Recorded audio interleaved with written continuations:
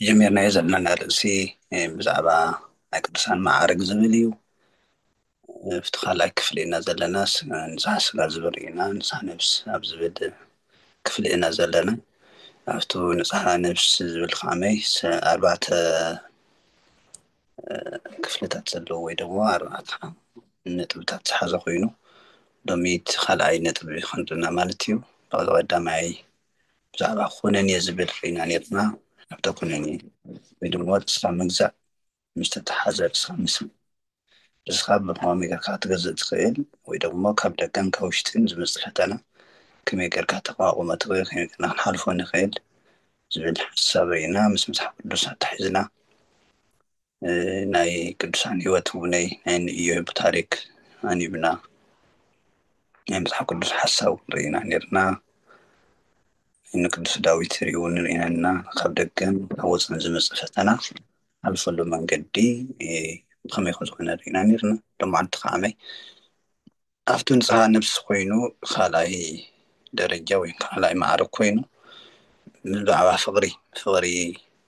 ሃብተ ፍቅሪ ወይ ደግሞ ናይ ሃፍቲ ናይ ፍቅሪ ውህብቶ ዝብል መንፈሳዊ ፍቅሪ ማለት እዩ መንፈሳዊ ፍቅሪ ዝምልከት ንሪአና ማለት እዩ እግዚኣብሔር ምስ ኩልና ይኹን ፍቅሪ ከም ዝፍለጥ ናይ ፍቅሪ ትርጉሙ ብተግባር እዩ ዝግለፅ እምበር ብቃል ኣይግለፅን እዩ ፍቅሪ እዚ እዩ ኢልና ክንገልፆ ኣይንኽእልን ምክንያቱ ሰብ ኣብ ፍቅሪ ብፍቅሪ እንድሕር ተታሒዙ ነቱ ዝተተሓዘሉ ኣካል ምላእ ሂወቱ እዩ ኣሕሊፉ ዝህብ ቅዱስ መፅሓፍ ዝነገረና ሰብ ንተሸነፈሉ ይግዛእ ይብል መፅሓፍ ቅዱስ ጴጥሮስ ሰብ ንዝተሸነፈሉ ይግዛእ ሰብ ብፍቅሪ እግዚኣብሔር ድሕር ተሸኒፉ ንእግዚኣብሔር ይግዛእ ብዓለም ፍቅሪ ድሕር ተገዚኡ ድሕር ተሸኒፉ ንዓለም ይግዛእ ስለዚ እቲ ሰብ ኩሉ ሒዚ ኣብ ሰዓት እዚ ንሪኦ ዘለና ከም ድላዩ ይዛረብ ከም ድላዩ ይገብር ከም ድላዩ ዝነብር ስለተሸነፈ እዩ ፈትዩ ይኮነን ማለት እዩ ከምኡ እውነይ ብተመሳሳሊ ንእግዚኣብሔር ፍቅሪ ተሸነፉ ዓመይ ኩሉ ግዜ ከይሰለችዎም ዝነብሩ ምስ እግዚኣብሔር ተጣቢቆም ልዕሊ ሂወቶም ዝኾነ ይኹን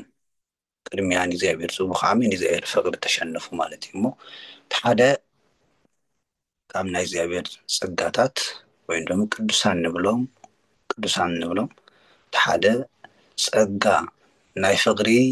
ሃፍቲ ናይ ፍቅሪ ውህብቶ ተዋሂቦም እዮም ፍቅሪ ማለት ከም ናይ ቅዱሳን ማዕርግ ወይ ድማ ቅዱሳን ናብዙ ፍቅሪ ዝብል ማዕርግ ክበፅሑ ከለው ወይ ደግሞ እዚ ናይ ፍቅሪ ፀጋ ክወሃቦም ከሎ ቅዱሳን ኣቦታት ቅዱሳን ክርስትያን ከፍቅሩ ከለው ኣማኒ ኣይብሉን ኣማንን መናፍቅን ከይፈለዩ ሓጥእን ፃድቅን ከይፈለዩ ዘመድን ባዕድን ከይፈለዩ እዮም ዝፈትዉ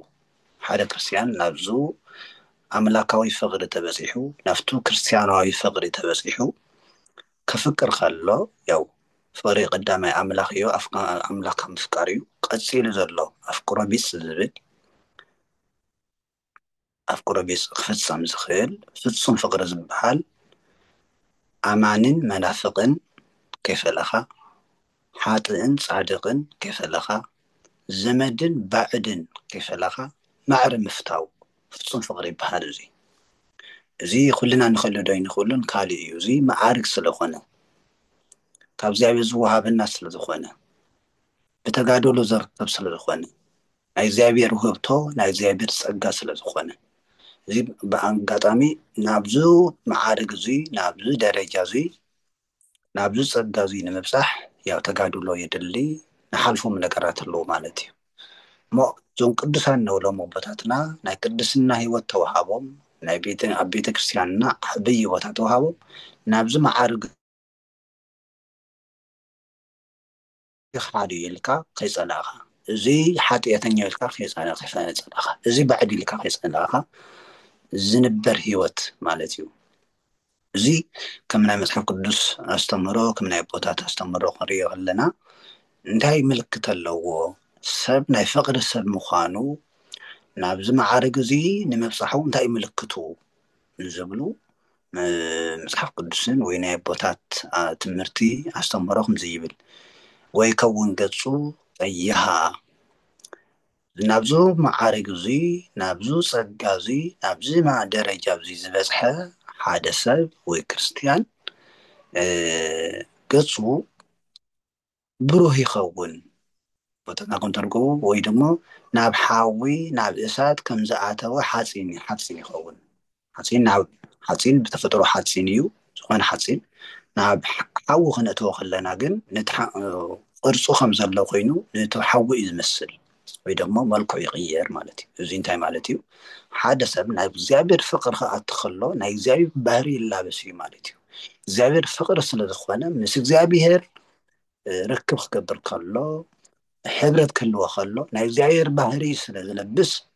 ናይ እግዚኣብሔር ምልክት ኣለዎ ማለት እዩ እዚ ከም መን ተባሂሉ ከም ቅዱስ ሙሴ ወይ ደግሞ ከም ነቢይ ሙሴ ኦሪት ዘፀአት 34 ቁፅሪ 29 ኣሎ ሙሴ ምስ እግዚኣብሔር 40 መዓልቲ ፀኒሑ ክምለስ ከሎ ገፁ በሪሁ ነይሩ ይብል መፅሓፍ ቅዱስ ምስ እግዚኣብሔር ክዘራረብ ሙሴ ምስ እግዚኣብሔር ብምዝራራቡ ገፁ በሪሁ ነይሩ ይብል እንዲያው መፅሓፍ ቅዱስ ምንታይ ተሳትፎ ክኾነና ኦሪት ዘፀአት ምዕራፍ 34 29 ናንብብ ኣለና ፅቡቅ እዩ ናና እውነይ ንኣኻትክን እውነይ ዝምችወካ እንተኮይኑ ወይ ዝምችወኩም እንተኮይኑ ኣነ ዘፀአት 34 29 ትኽእሉ ትኮይንኩም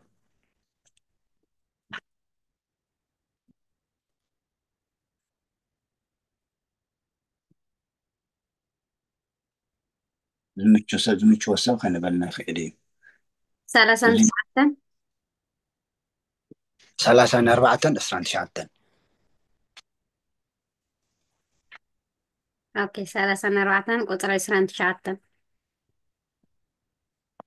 ገጽ ሙሴ ከም ዘንጸባረቐ ከምዚ ድማ ኾነ ሙሴ ነተን ክልተ ጽላት ኪዳን ሒዙ ካብ እምባ ሲና ክወርድ እንተሎ ምስ እግዚኣብሔር ብምዝራቡ ገጹ ከም ዘንጸባረቕ ኣይፈለጠን ነበረ። ኣሮንን ኩሎም ደቂ እስራኤልን ንሙሴ ምስ ረአዩ እንሆ ገጹ የንጸባረቕ ነበረ እሞ ናብኡ ንምቕራብ ፈርሑ። ሙሴ ግና ጸውዖም። ኣሮንን ኩሎም ኣሕሉቕ ደቂ እስራኤልን ድማ ናብኡ ተመለሱ። ሙሴ ከዓ ተዛረቦም። ድሕሩዚ ከዓ ኩሎም ደቂ እስራኤል ቀረቡ። ንሱ ድማ ነቲ እግዚኣብሔር ኣብ እምባ ሲና ዝሃቦ ትእዛዝ ነገሮም። ሙሴ ምስኣቶም ተዛሪቡ ምስ ወድአ ገጹ ተወልበበ። ሙሴ ምስ እግዚኣብሔር ክዛረብ ናብ ቅድሚኡ ከኣቱ እንተሎ ካብኡ ክሳዕ ዝወፅእ ነቲ ጉልባብ የቐልዖ ነበረ። ወፂኡ ከዓ ነቲ ዝተኣዘዞ ነገር ንደቂ እስራኤል ይነግሮም ነበረ። ደቂ እስራኤል ድማ ገጽ ሙሴ ከም ዘንጸባረቕ ረአዩ። ሙሴ ከዓ ምስ እግዚኣብሔር ንምዝራብ ኣብ ቅድሚኡ ክሳዕ ዝኣቱ ገጹ ይጉልበብ ነበረ። تسمعنا እዚ ናይ ፍቅሪ ምልክት ናይ እግዚኣብሔር ፀጋ ምልክት ሰብ ምስ እግዚኣብሔር ክውዕል ከሎ ካብ እግዚኣብሔር ዝረኽቦ ፀጋ ኣሎ ማለት እዩ እስራኤል ናይ እግዚኣብሔር ገፅ ዘይኮነስ ናይ ሙሴ ገፅ እኳ ንምርኣይ ይከኣሉን ማለት እዩ እሞ በዚ ኣጋጣሚ ሰብ ክፅሊ ከሎ ምስ እግዚኣብሔር ክዘራረብ ከሎ ዝረኽቦ ፀጋ ኣሎ ኣብ ንስማያት ክንደግብ ከለና ዳዊት ክንፅሊ ከለና እግዚኣብሔር ክንፅሊ ከለና ሰቂሉ ዘረባ ይኮነን ወይ ደሞ ናይ ቃላት ስብስብ ዘይኮነስ ምስ እግዚኣብሔር ምስ ኣቦና ስለ ንረኽብ ንሕና ዘይንፈልጦ ፀጋ ገፁ ሙሴ ገፁ ከም ዘንፀባረቐ ኣይፈልጥን ነበረ ድሓር እዮም እቶም ንሙሴ ንኣሮን እዮም ነጊሮምዎ ገፅካ ተጎልበበልና ዝበሎ ንሳቶም እዮም እሞ ምስ እግዚኣብሔር ምዝራብ ቀሊል ነገር ይኮነን ናይ ፍቅሪ ምልክት ንረኽቦ ፀጋ ኣለውን ኣለና ክብል ደልየ ካሊእ እንታይ እዩ ከም ቅዱስ እስጢፋኖስ ንምሳሌ ፍቅሪ ዝሓደሮ ሰብ እንታይ ይመስል ፀጋ እግዚኣብሔር ዝሓደሮ ሰብ እንታይ ይመስል ትብል ኣብ ሓድሽ ኪዳን ከዓመይ ቅዱስ እስጢፋኖስ ንረክብ ናይ እግዚኣብሔር ፍቅሪ ዘለዎም ሰባት ምልክት ኣለዎም ናብዚ ፍቅሪ ፀጋ ናይ ፍቅሪ ደረጃ ማዕርግ ዝበፅሑ ኣቦታት ካብ ብሉይ ኪዳን ሓደ ሙሴ ካብ ሓድሽ ኪዳን ቅዱስ እስጢፋኖስ ግብረ ሃዋርያት ምዕራፍ 6 15 ግብረ ሃዋርያት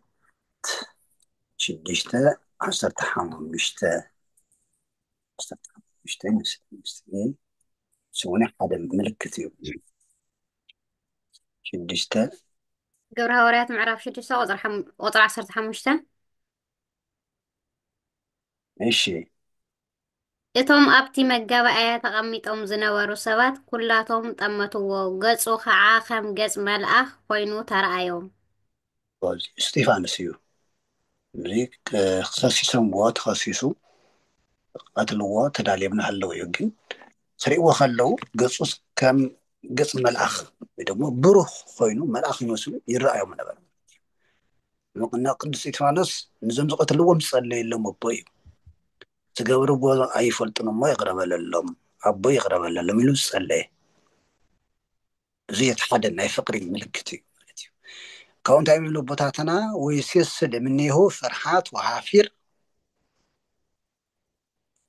ካብዙ ናይ እግዚኣብሔር ሰብ ወይ ድማ ናብዚ ደረጃ እዚ ዝበፅሐ ሰብ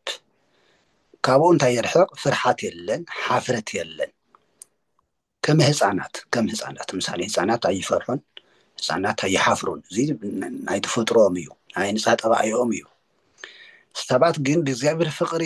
ክማርኹ ከለዉ ብእግዚኣብሔር ፍቕሪ ክትሓዙ ከለዉ ፍርሓት የብሎምን ሓፍረት የለን እዛ ንሕና ንሓፍርና ፈርሕና ጋና ናብቱ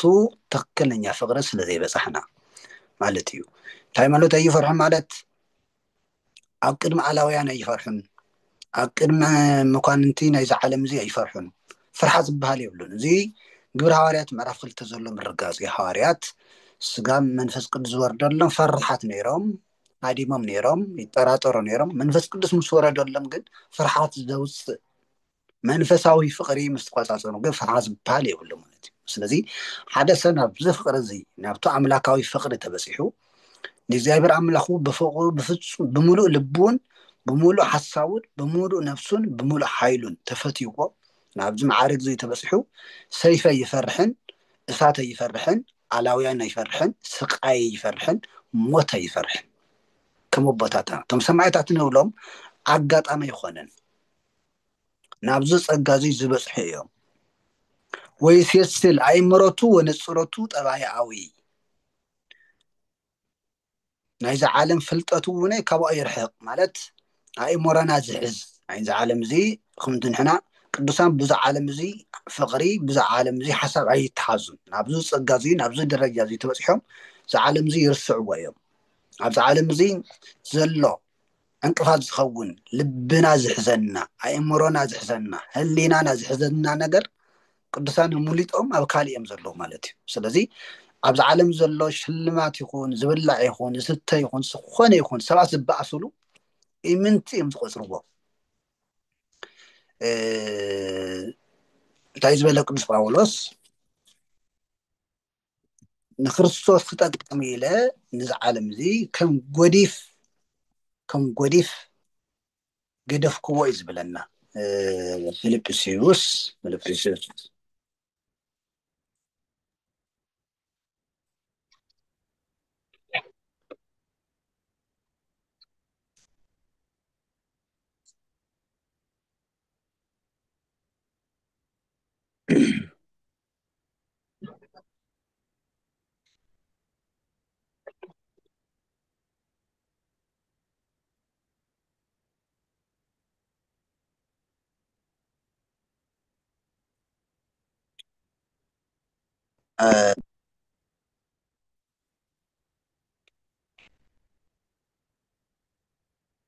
እሺ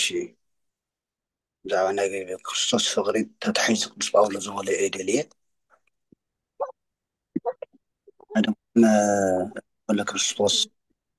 ክርስቶስ ክረብሕ ኢለ ነዚ ዓለም ገዲፈዮ እዩ ዝብል ፊልጵስዩስ እሺ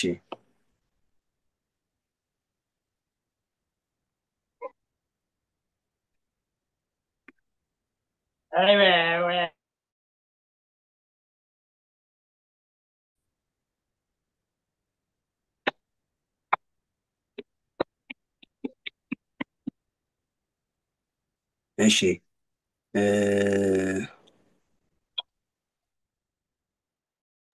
يخفتوا أخو ربي دمتي آتيس عاتي يلقون كلهم يتقريب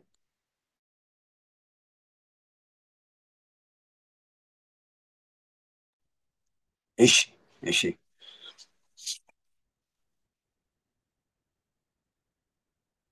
ብዛዕባ ናይ ክርስቶስ ፍቅሪ ደልየ ብኣወሎ ቅዱስ ጳውሎስ ዝበሎ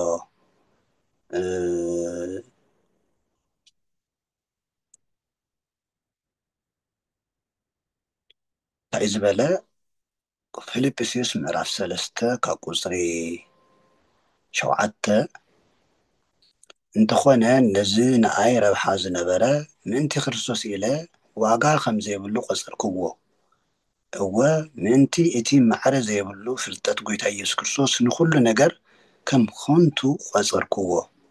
ምእንታኡ ክብል ኩሉ እስእን ኣለኹ ንኡ ክረክብን ምስኡ ክኸውንን ከዓ ንኩሉ ከም ጓሓፍ እቆፅር ኣለኹ ዝደለኽዎ ሓሳብ እዚ እዩ ከም ጓሓፍ ዝቆፅርዎ ቦታት ናብዙ መንፈሳዊ ሂወት መንፈሳዊ ፀጋ ክበፅሑ ከለዉ ፊልጵስዩስ ናኸፍኩም ጠቕመኩም እዩ ፊልጵስዩስ ምዕራፍ 3 ቁፅሪ 7 ጀሚሩ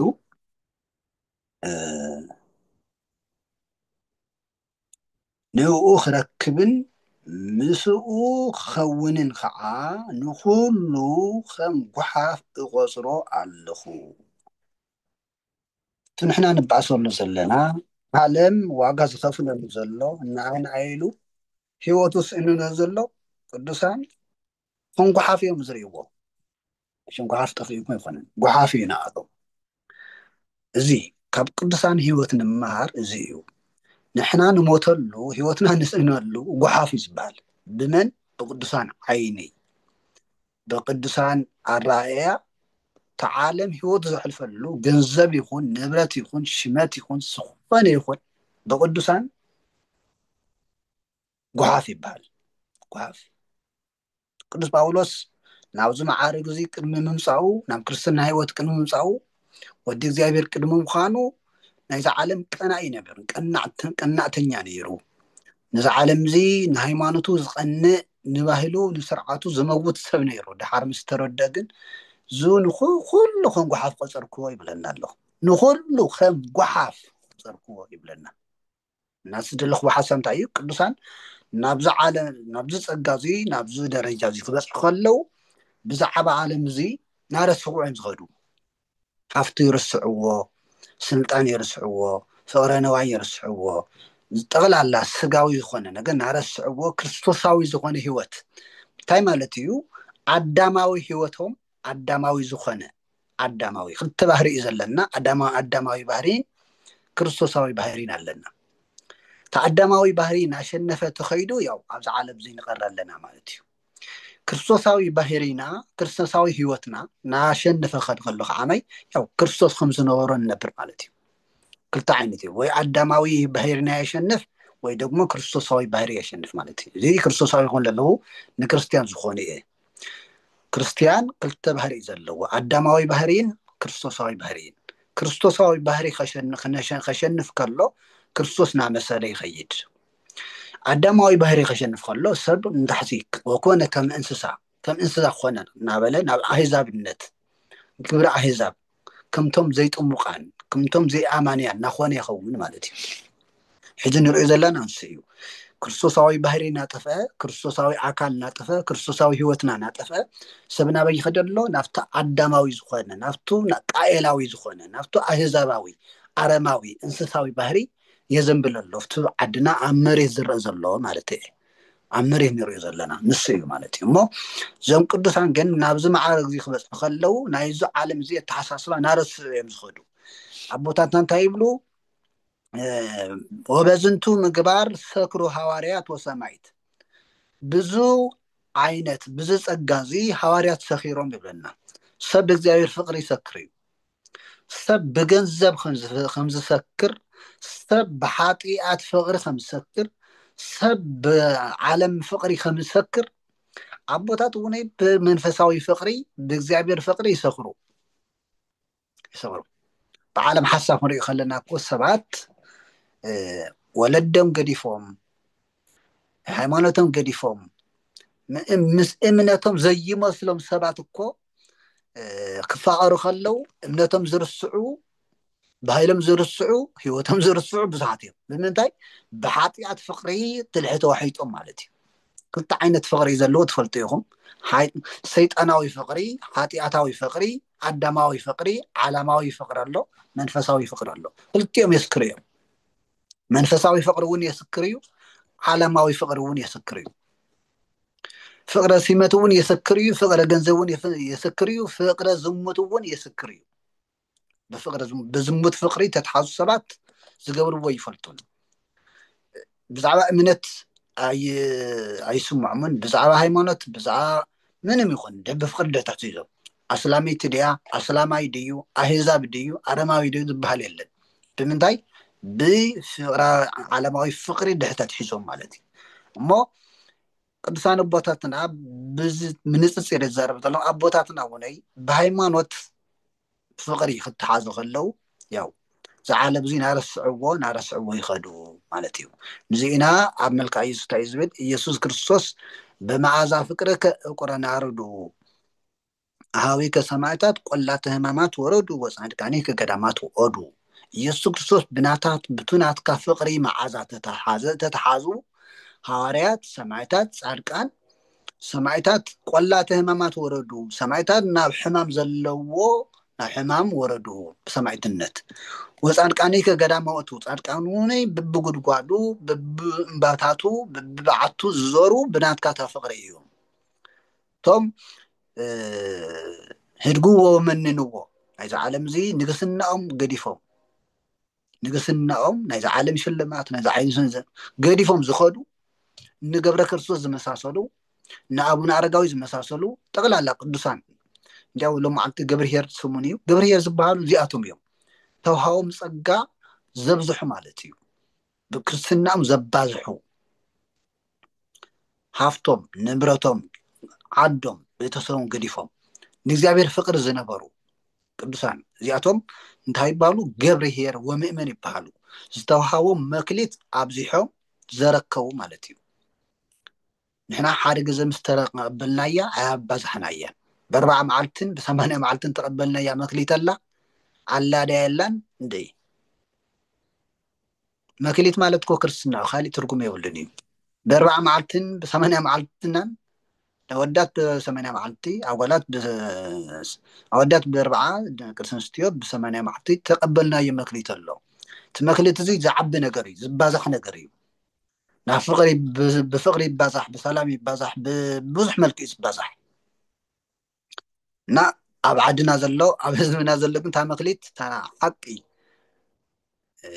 ناي مالت فقري ناي كرسنا هيوت ناي سماي كاسماي نسنا ناي سماي ورستن ورسلا ورق مخليت يلا تقبيراس كسبعو النت وزينا أبكالينا زلنا قدسان بوتاتنا جن بزاف فقر زيادة تحجم بفقر تتحجم توهاو مخليت بزح قليهم ناقلا زورد الله قليهم نبعت زخد الله قليهم زي خدوا ويلن قليهم عوزلوا خوينا بعدهم قال كده صنيعهم بايمان صنيعهم سمعت الناس تقبلوا بحدار صنيعهم زنور قالوا عب زمن زي سمعت الناس بهاد قديتا سيف اثاتن يخونن عب زمن زي بايمان تمصنع سمعت النتيو عب زمن زي بفقر مصنع سمعت النتيو عب زمن زي بحدار صنيعها منبار أسرة كنت بهابته كنت بديكونا بقصنا بمنكسنا صنيعها منبار سمعت النتيو حسبت أو زبزح الزمن حقنيا وإن كان منبار سمعت النتيو عمستي أو زبزح الزمن يأخلن مبال كعمست رح يقام منبار سمعت النتيو أب زمن زي مالتي أب زمن زي عمستي حسوتي أو زبزح الزمن رأسها حليها منبار رأسها جزيها منبار سمعت النتيو زي تحدد ناي فقر ملكتيو كنسان نابزي وصحدون لكم جعانتي هوتي نورهم مالتيو مونتا إيزابيل بأنت أفكر بأنت فكر أنت يا رأيهم ملايت عبزو معارك زي خلو كنسان ملايكتي يرأيهم يبل ماري أرقاوي منفساوي بزبالة سخ عامي تو أقاوي ملاك ويدمو أقاوي حلاوينا ملاك يرأينا نمن نابزو ناي فقر سبعتكم كنت لنا أملاكاوي فقري عبيوتنا كوهادنا خلو تمال أخير رأينا زغرميكو ملاخ كلنا يو زيابير حلاو ملاخ حل مدبلنا يو حلونا ملاخ له موت ملاخ خمزة فكرنا فقري قلصلنا كما زي ترادو عارك لعاركو عاركين عاركو خمزة زاروا عاركين عاركو حاساو خمزة قلصلو تملا أنا حاساوي قلصلنا مالتي حاساوي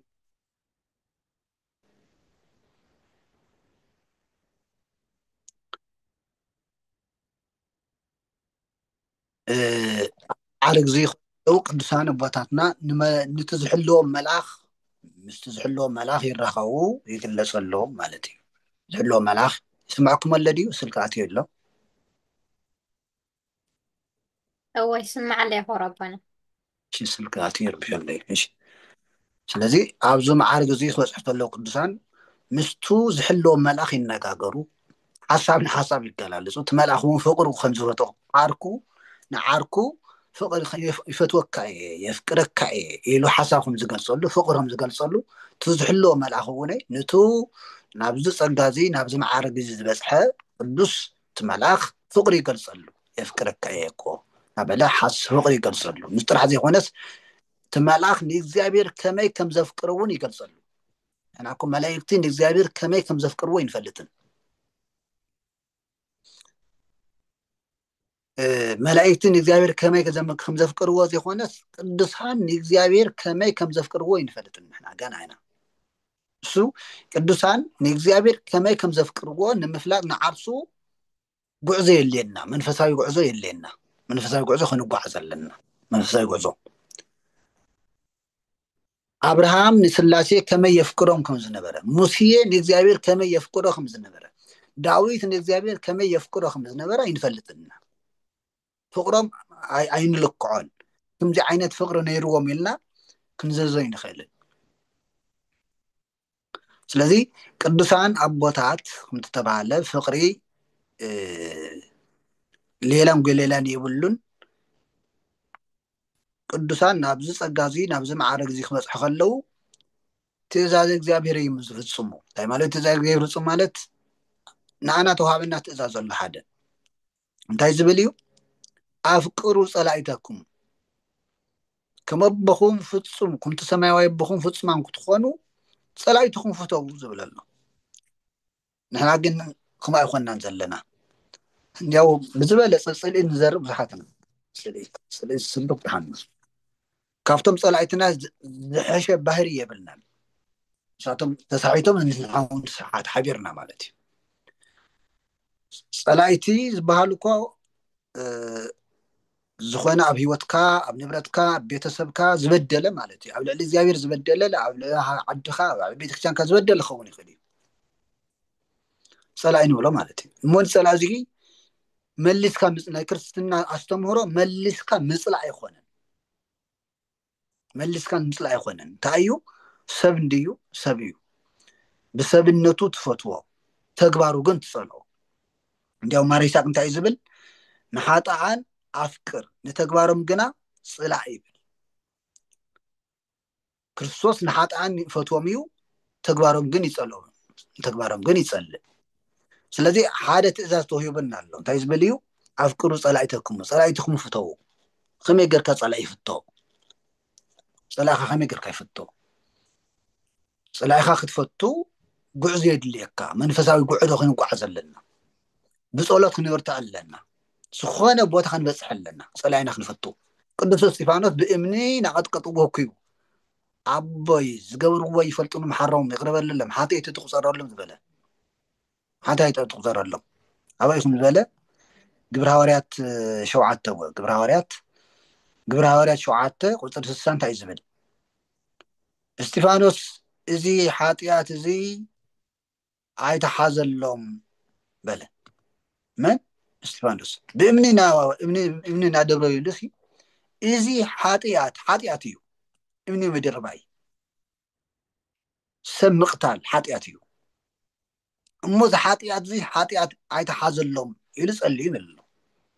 ቅዱስ እስጢፋኖስ ስኺል ይኾነን ኣጋጣሚ ይኾነ መቸም እዚ ክተጽልይ መጀመርያ ዝበጽሖ ቦታ ክህልዎ ኣለዎ هذا ترى صد في ذات زوجة ናይ ጸሎት ህይወት ዘይብሉ ናይ ክርስትና ህይወት ዘይብሉ ፀላእትካ ፍቶ ክበሃል ከሎ ኣይርድን እዩ ኣይሰምዑን እውን ኣይቕበሉን እውን ስለዚ እዚ ኣምላካዊ ትእዛዝ ንምፍፃም ንዓርሱ ናይ ፍፁማን ስራሕ ንምፍፃም ናይ ክርስቶስ ስራሕ ንምፍፃም ናይ ቅዱሳን ሂወት ንምኽታል ጉዕዞ የድልየና ጉዕዞ የድልየና ነገረ ቅዱሳን ዘምህረና ንሱ እዩ ካልእ የብሉን ናይ ቅዱሳን ሂወት ንምሃረሉ ምክንያት ቅዱሳን እንታይ ይገብሩ ነይሮም ንሕና ኸ እንታይ ንግበር እዩ ካልእ የብሉንኩ ቅዱሳን ሓሊፎም እዮም ንዓና መምህራንና እዮም ቤተክርስትያንና ቅዱሳን ክተኽበር ከላ ብዝበለፀ ካብኣቶም ንምሃሮ ትእዛዝ እግዚኣብሔር ፈፀምቲ ስለ ዝኾኑ እዩ ካልእ የብሉን ትእዛዝ እግዚኣብሔር ዝፈፀሙ ኣርኣያ ስለ ዝኾኑና መምህራን ስለ ዝኾኑና ንዓና መን ኣሎ ትእዛዝ እግዚኣብሔር ዝፈፀመ ንዝብል ሰብ መልሲ እዮም ቅዱሳን ናይ መፅሓፍ ቅዱስ ጥያቄ ዝመለሱ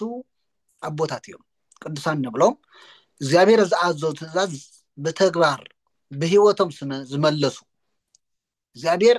ኣፍቅሩ ኢሉ ኣዚዙ እዩ ፀላእትኩም ኣፍቅሩ ኢሉ ኣዚዙ መን ፈፀመ ንዝብል ሰብ መን ኣሎ ዝፈፀመ ቅዱስ እስጢፋኖስ መን ኣሎ ዝፈፀመ ቅዱስ ጳውሎስ መን ኣሎ ዝፈፀመ ነቢይ ኤልሳዕ መን ኣሎ ዝፈፀመ ቅዱስ ዳዊት ከምዚ እናበልና እቶም ቅዱሳን ንብሎም ናይ መፅሓፍ ቅዱስ ትእዛዝ ዝፈፀሙ ንኣና መልሲ ስለ ዝኾኑና እዮም ንኣና መልስና እዮም ንኣና መልስና እዮም መፅሓፍ ቅዱስ እንታይ ዝብል ለእመ ርህበ ፀላኢካ ኣብልኦ ያው ሕብረተሰብና ብዙይ ጎበዝ እዩ ሰብ ድሕጠሚዎ ድሕፀሚዕዎስ ፀላኢ ኣይበልን እዩ የብልዕ የስቲ ፍሉጥ እዩ እዚ ተግባር እዩ ናይ ክርስቲያን ናይ ህዝብና ተግባር እዩ ሮሜ ምዕራፍ 12 ቁፅሪ 18 እንታይ ዝብል ለእመ ርህበ ፀላኢከ ኣብልኦ ፀላኢኻ ተፀሚኡ ኣብልዓ እዩ ወለእመ ፀማ እስትዮ ተፀሚኡ እውን እስትዮ ከምዚ ተጌርካ ትቐትሎ ኣለኻ ኢለን ትቐትሎ ኣለኻ ፀላኢ ዝሽነፍ ብክምዚ እዩ ብፅቡቕ ምግባር ማለት እዩ ይሓፍር የሕፍሮ ፀርፊ መልሲ ይኮነን መውቃዕቲ ምድብዳብ ምቅታል እዚ መልሲ ይኮነን እዚ ምሽናፍ የብሉን ኣብ ምቅታል ምሽናፍ የለን ዘሸንፍ የለን ኣብ ምቅታል ኣብ ምፅራፍ ዘሸንፍ የለን ተታሒዝካ ናብ መቃብር ምውራድ ተታሒዝካ ናብ ሞት ተታሒዝካ ናብ ውርደት እዩ ካልእ የብሉን ተታሒዝካ ናብ ሲኦል እዩ ክነሸንፍ ንኽእል ብፍቅሪ እዩ ፍቅሪ እናተሸነፍካ እተሸንፈሉ እዩ ኢሎ ቦታት እንታይ እዮም ዝሎ ቦታት ፍቅሪ እናተሸነፍካ እተሸንፈሉ ጥበብ እዩ ይብል ፍቅሪ እናተሸነፍካ ተሸንፈሉ ጥበብ እዩ ፍቅሪ እናተሸነፍና እነሸንፈሉ ጥበብ እዩ እግዚአብሔር ዝኩሉ ናብ ክርስትና ህይወት ዘምፅኦ ብጥበብ እዩ እግዚአብሔር ንዓለም ኣማኒ ዝገበሮ ብጉልበት ኣይኮነን ብሓያልነቱ ኣይኮነን እሳት ናዝነመ በረድ ናዝነመ መብረቕ ናውረደ ኣይኮነን ዝኩሉ ዓለም ዘሎ ክርስቲያን ዝገበሮ እግዚአብሔር ንዓለም ዝማረኾ ብፍቅሪ እዩ ርእሱ ሕሊፉ ስለ ዝሃበ ፍቅሩ ኣብ መስቀል ስለ ዝረኣየ እዚ ጥበብ እዩ ፍቅሪ ጥበብ እዩ ሰባት ነሸንፈሉ ጥበብ እዩ ከመን ዝተባሃለ ከም ነቢዩ ኤልሳዕ ካልኣይ ነገስት ምዕራፍ 6 ቁፅሪ 8 ኣሎ እስካብ 24 ኤልሳዕ ንፀላኢቱ ከም ዘብልዐ ከም ዘስተየ ካልኣይ ነገስት ምዕራፍ 6 ቁፅሪ 8 እስካብ 24 ኣሎ ካልእ ከም ቅዱስ ዮሴፍ እኒሄ እዩ ናይ ቅዱስ ዮሴፍ እውን ክነንውአና ፅቡቅ እዩ ይጠቕመና ስለ ዝኾነ ቅዱስ ዮሴፍ ኦሪት ዘፍጥረት ምዕራፍ 50 ቁፅሪ 15 አንበልና ኦሪት ዘፍጥረት ምዕራፍ 50 15 ኦሪት ዘፍጥረት ምዕራፍ 50 15 አንበልና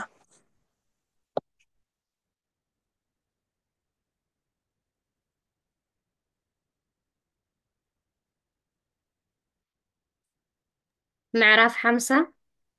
15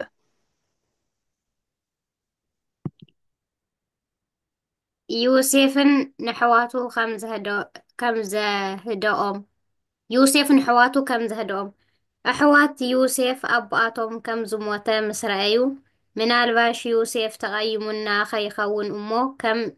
ኢድና ደኣ ከይፈድየና ተባሃሃሉ ንዮሴፍ ድማ ከምዚ ኢሎም ለኣኽሉ ኣቦና ቅድሚ ሞት ከምዚ ኢሉ ኣዝዙና ነይሩ እቲ ኣሕዋትካ ዝበደሉኻ ይቅርታ ከም እትገብረሎም ሕድረኻ ሕድረኻ በልዎ ኢሉና ነይሩ ሕዚ ከዓ ባሮት ኣምላኽ ኣቦኻ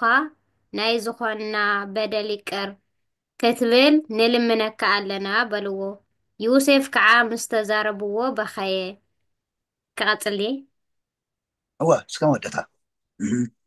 እቶም ኣሕዋቱ ድማ ኸይዶም ኣብ ቅድሚኡ ፍግም ኢሎም ሰገዱ እንሆ ንሕና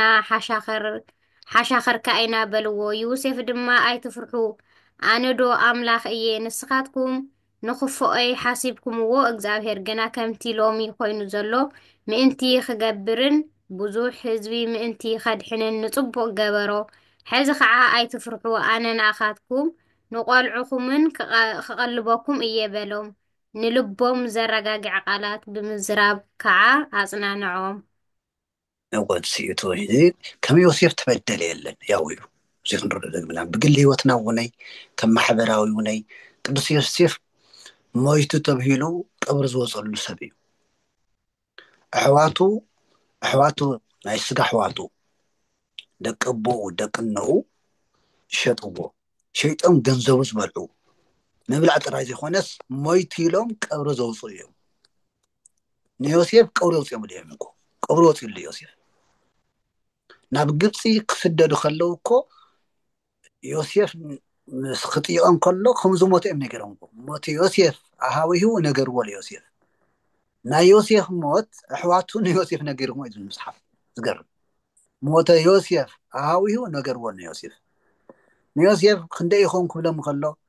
ቆፂሮም ንሽቲ ሓውና ይርና ሞይትና ኢሎም ተዛሪቦም ሰብ ከምዚ ይስሓት እዩ ይሕስ እዩ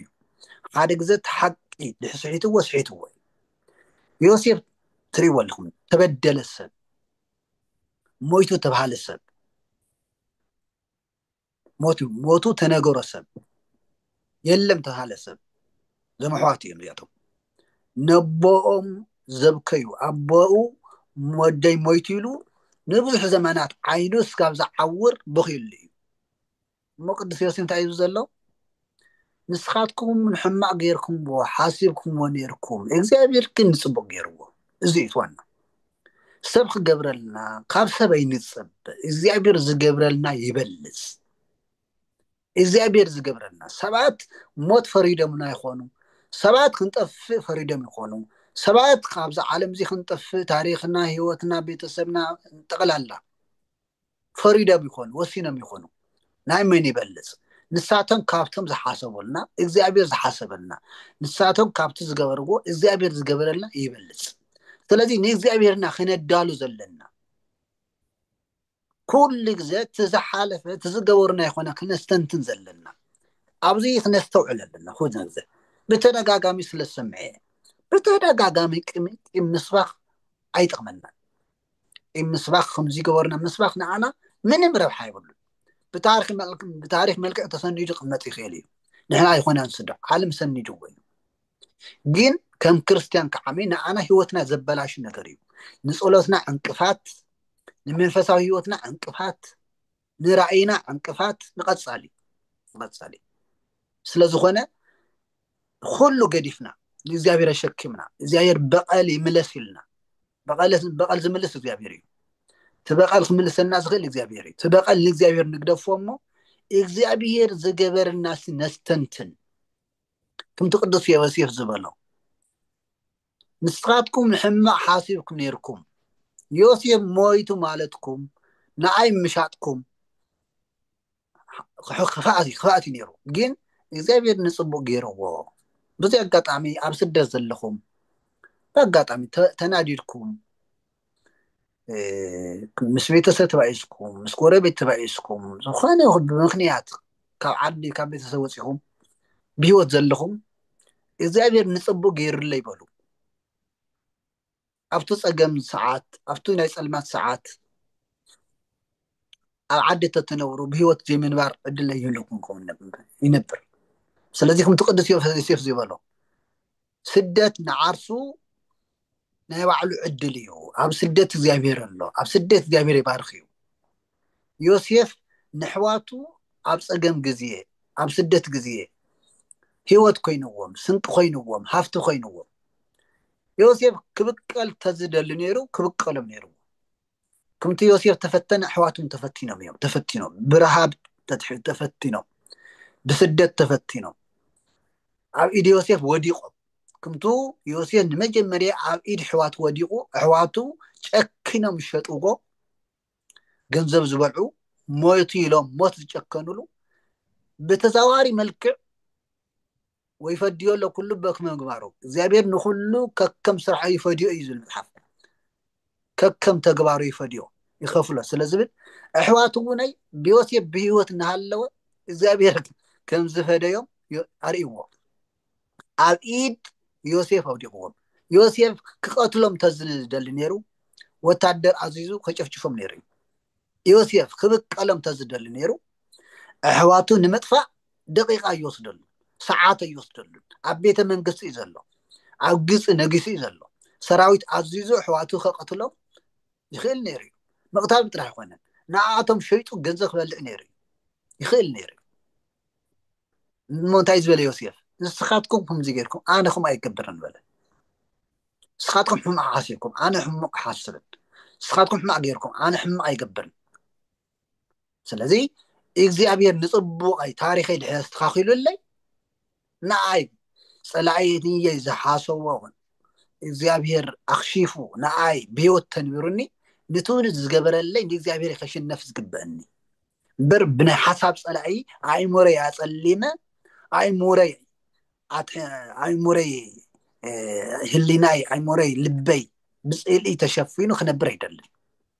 بسنك صلاي كاب زياير فقري خيحق يكبن خنبللنا بأقاطامي مالتي امو ساعات خيوصل خطقال لي دقيم تعب زلخو قدسان عبزو بدرجة زي خبص خلو بقى لي يفصمون بقى لنياتا تيخونن كاولب عفهم حمق ايوتصن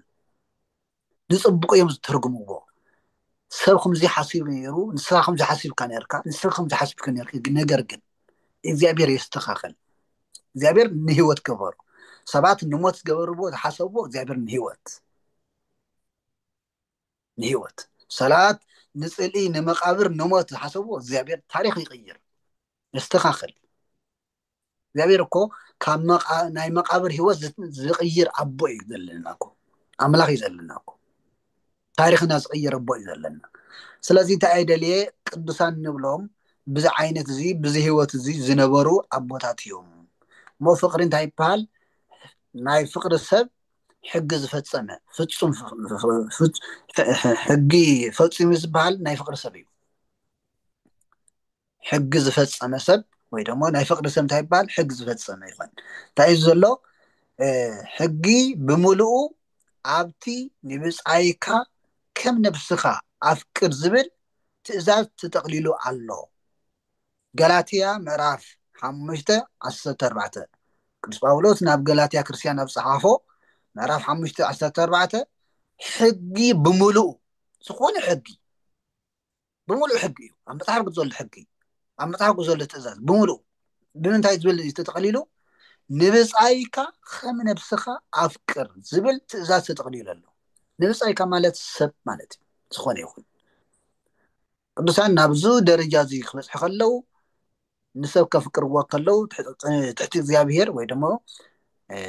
ንእግዚአብሔር ክልተት እዛዝ ዘሎ ኣፍቅር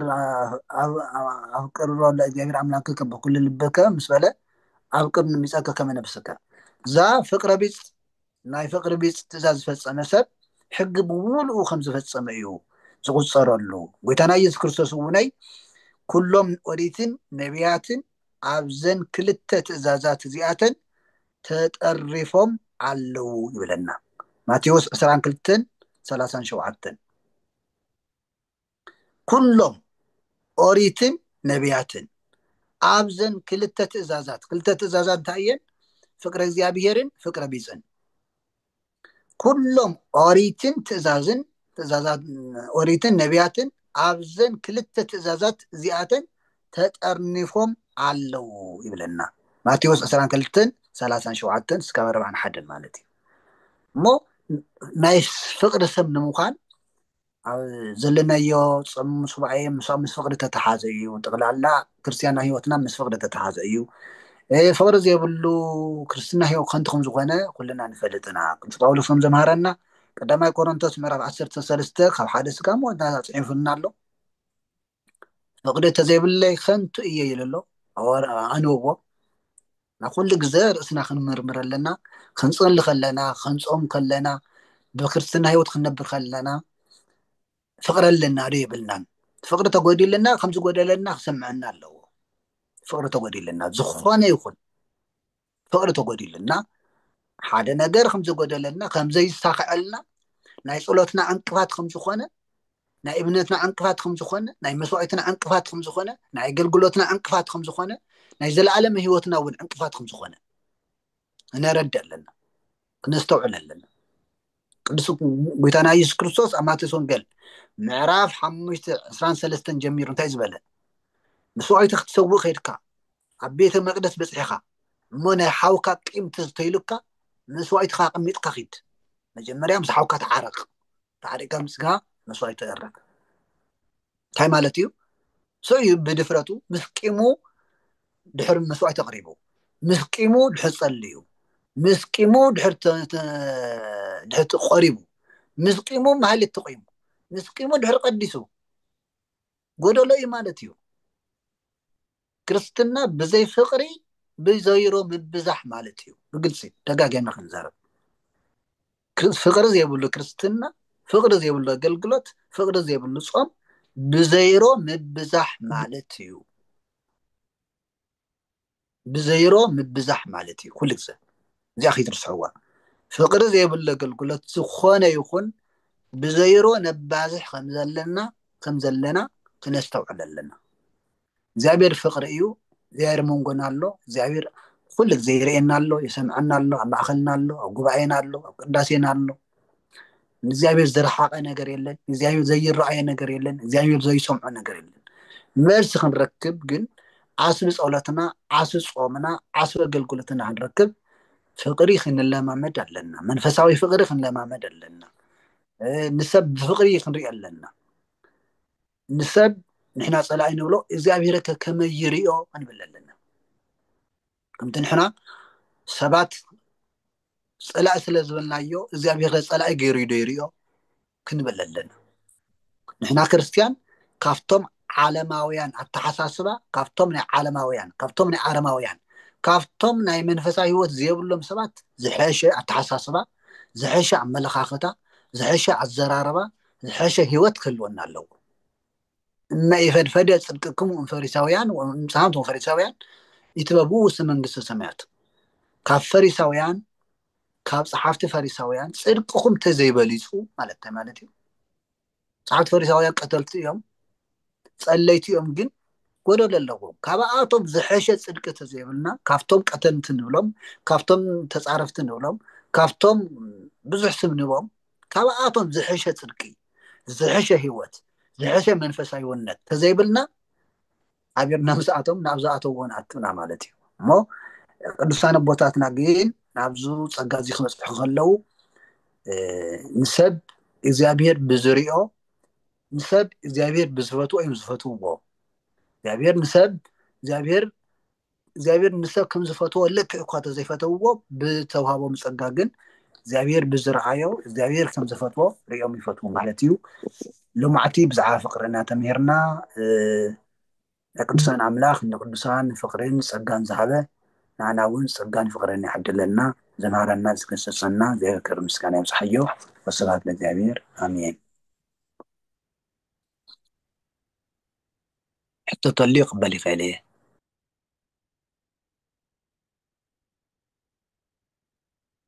أيوة يسمع لنا كوروبونا እግዚአብሔር አምላክ ዘጸና ሐልወልና ሰማዕና ሁሉ ልቦና ነሕትረልና خبرت ያወልና ኮሮቦና እሺ ቀጽል ይርጋለም ቀጽል ጎይቶም ሓወይውን ከለኻ ፈተታት እንተልይውን እንበልና ቃል ህይወት ይስማዕልና ኮሮቦና እግዚአብሔር አምላክ ነጸጋ ሐልወልና ቀጽል ጎይቶም ሓወይ ኣፍቲ እንደ ሕቶ እንተሃልዩ ምናልባት ሕቶ እንተሃልዩ ኢድ ብምውፃእ ይኹን ብድምፂ ተኾነ ጽቡቕ እዩ ዝጥዕመና ሕቶ እንተሃልዩና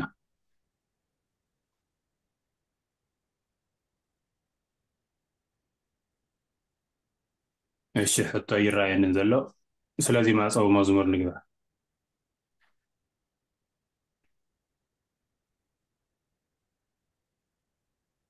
ማዕፀዊ መዝሙር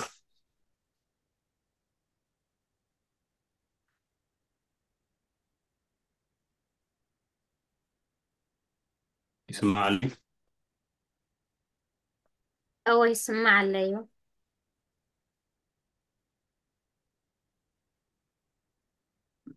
هذا ካብ ሮመዳን ገዲድዎ እንዳሎሚ ዝምራ ኣለዋ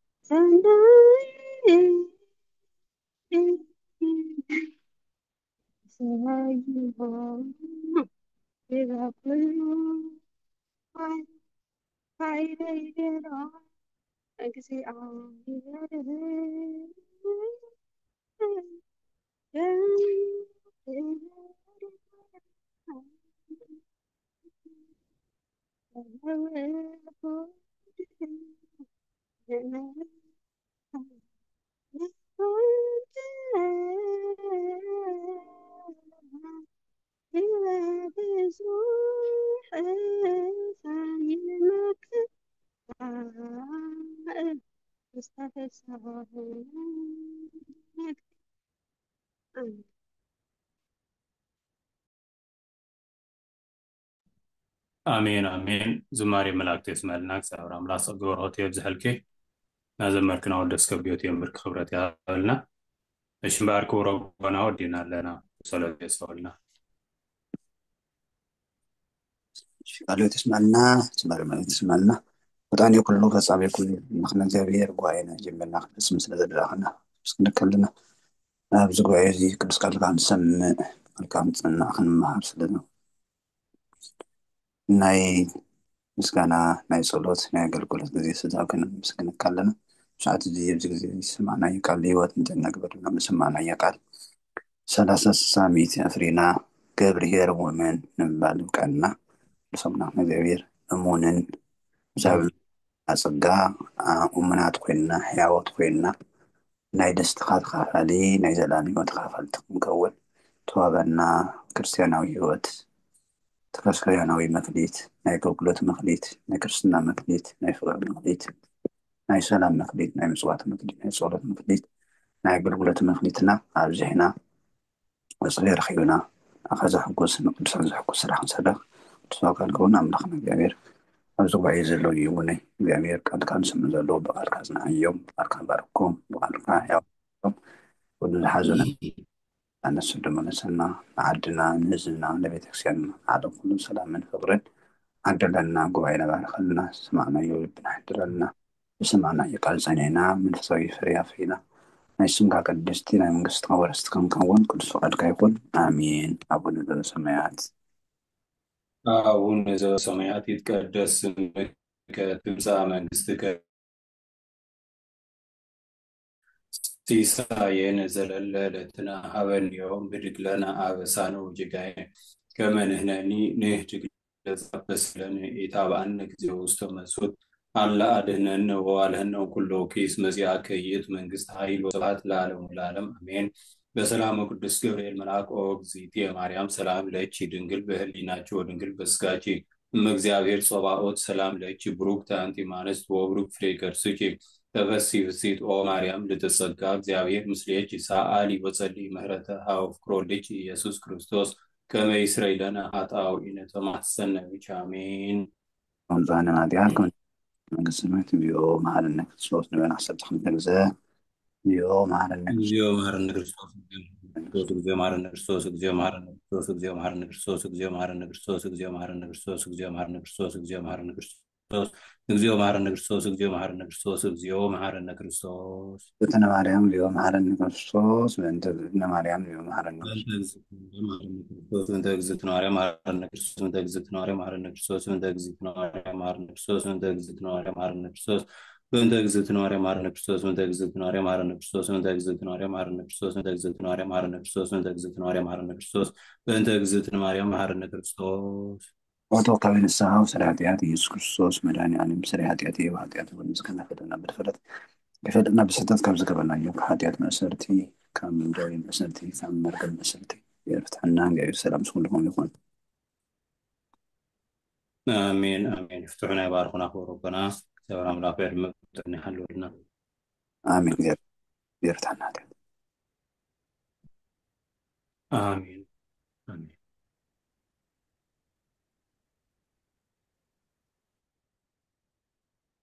يفتحنا كبر يباركنا ربنا يفتي يبا يفتحنا يباركنا يفتي نعختم يهلنا يفتي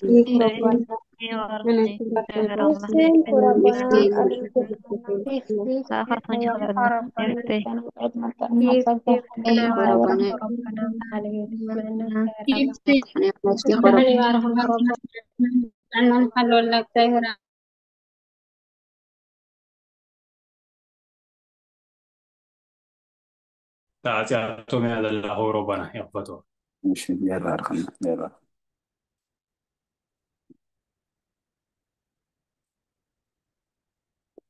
እሺ እግዚአብሔር ያባርክና ያርፍታና ኃጢአት